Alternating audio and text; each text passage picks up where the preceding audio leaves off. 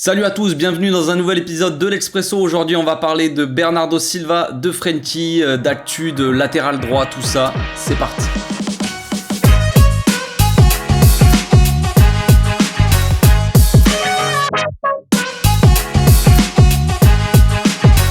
Pour commencer, on va parler de Bernardo Silva, donc toujours pas vraiment de nouvelles sur le joueur concrètement. Il y a beaucoup de rumeurs sur des prix de transfert, ça commence à dire que Manchester City veut 100 millions pour Bernardo, d'autres disent que c'est 80, d'autres disent que c'est 70. Il y a des rumeurs comme quoi on a un accord avec City qui est autour de 60-65 millions. Qui dit la vérité? Je ne sais pas les amis, je ne sais pas. Il y avait déjà des rumeurs qui disaient que le Barça était plus ou moins d'accord vraiment avec City. On a maintenant d'autres médias qui disent que le Barça n'est pas du tout, n'a pas aucun accord avec City. Donc il y a toutes les infos qui sortent en ce moment, c'est n'importe quoi concrètement, donc ça commence à avancer, j'ai envie de dire. Est-ce que Bernardo va finir par venir? Je ne sais pas, je ne peux pas vous dire ça. Je pense qu'il faut qu'on libère des joueurs. Il y a Memphis qui est censé partir à la Juventus dans pas longtemps. Est-ce que Dest va être vendu aussi parce qu'on ne compte pas sur lui? Visiblement Xavi ne compte pas sur lui. Est-ce que Umtiti va partir? Est-ce que Braithwaite va partir? Tout ça. Est-ce qu'on va réussir à baisser les salaires des cadres comme Busquets? Voilà, le cas Frenkie aussi, ça dépend beaucoup de ça. Je pense quelque chose quand même qui est à noter, vous l'avez vu ce week-end, pour la deuxième fois consécutive, Bernardo Silva n'a pas débuté dans le match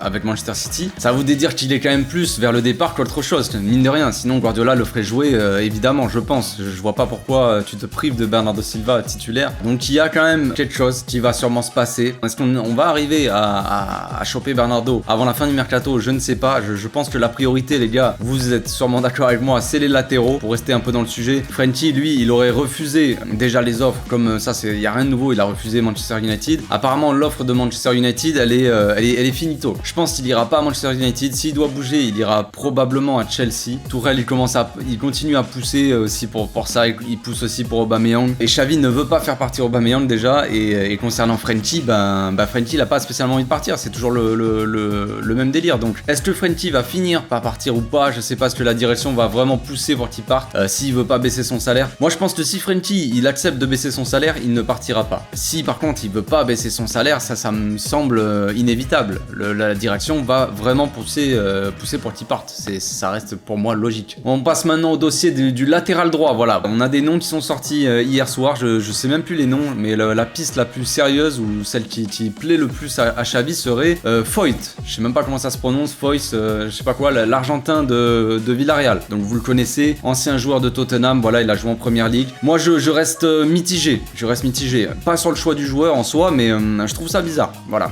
J'avais dit que je voulais voir Koundé en latéral droit. Xavi, soi-disant, voulait voir peut-être Koundé en arrière droit, voir Araujo de temps en temps. On change de temps en temps aussi avec Sergi Roberto. Alors Sergi Roberto de base n'est pas un arrière droit. Araujo n'est pas un arrière droit. Koundé n'est pas un arrière droit. Et donc la solution, c'est d'aller acheter Foyth, qui n'est pas un arrière droit non plus. Ok, il joue latéral droit la plupart du temps avec Villarreal. Ok, il est peut-être bon, tout ça. Ça, c'est pas le sujet, c'est pas le problème pour moi. Offensivement, il n'apportera rien. Donc s'il vient, il jouera donc comme un arrière droit uniquement en phase défensive, et après en phase offensive on passera à 3 derrière, comme je l'avais dit pour Koundé en fait. Donc je ne vois pas vraiment l'intérêt d'acheter Foyth, voilà, par rapport à ça. Est-ce qu'il faut mettre de l'argent sur lui? Je ne sais pas. Est-ce qu'il vaut pas mieux essayer de choper Hector Bellerin là? Il a été proposé au club. Est-ce que c'est pas une meilleure solution en termes de profil? Est-ce que c'est pas bien, si on ne compte pas sur Dest et que tu le vends, est-ce que c'est pas mieux d'avoir un latéral qui va venir remplacer au niveau du profil, dans le même profil que Dest, tu vois, un mec offensif.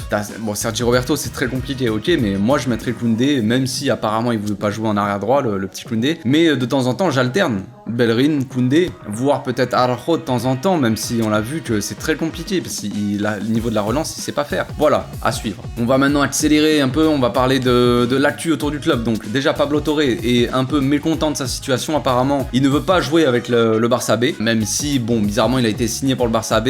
Il y avait des chances quand même que tu joues pour le Barça B, frérot. Après, peut-être que Xavi n'aurait pas dû s'avancer, peut-être que Xavi lui a dit t'inquiète, viens chez nous, tu pourras jouer avec la A. Visiblement, moi ça me paraissait déjà compliqué quand on l'a signé. Je me suis dit, est-ce qu'il va passer devant Pedri? Non. Est-ce qu'il va passer devant Gavi? Non. Est-ce qu'il va passer devant Frenkie? Non plus. On a signé Kessié gratuitement, est-ce qu'il va passer devant? Non plus. Donc en fait, c'est très compliqué pour lui d'avoir des minutes. Donc logiquement, il devrait être prêté. Apparemment, il aurait tendance à vouloir être prêté à son ancien club, donc le Racing Santander. À ce qui paraît, selon les bruits de couloir, il serait pas très chaud pour le rapatrier. Je ne sais pas pourquoi, je n'ai pas les raisons, mais voilà, c'est l'info que j'ai vue dernièrement. Et pour finir, donc Busquets, comme je l'ai dit tout à l'heure, apparemment les discussions sont vraiment bloquées avec Busquets. On lui a proposé de différer encore son salaire, je crois bien. Pour ça, ils lui ont proposé 1 an en plus. C'est-à-dire que lui, il comptait finir sa dernière saison là, et le Barça veut le prolonger d'1 an pour pouvoir différer son salaire sur les 2 ans. Sauf que Busquets, il a envie de partir concrètement, donc il n'a pas envie de prolonger. Et on apprend aussi que pour Piqué aussi, vous savez, la négociation, tout ça, ça a été stoppé d'un coup. On savait pas trop pourquoi, il n'y avait pas d'urgence parce qu'on avait activé le 4e levier, tout ça. Mais apparemment, à ce qui paraît, selon les rumeurs, je ne sais pas si c'est vrai. Et en fait, Piqué voulait, avec son, vous savez, il a une société de production, il voulait racheter les parts de Barça Studio. Sauf que Laporta a rejeté son offre. Et apparemment, voilà, Piqué, il ferait un peu le boudin. Et c'est pour ça qu'il aurait stoppé un peu les négociations. Ça m'étonnerait pas forcément que ça soit vrai, mais bon. Voilà, c'est tout pour aujourd'hui, les amis. On se laisse ici. J'espère que la vidéo vous a plu. On se retrouve bientôt pour une nouvelle vidéo. D'ici là, portez-vous bien, passez une très bonne journée. Ciao.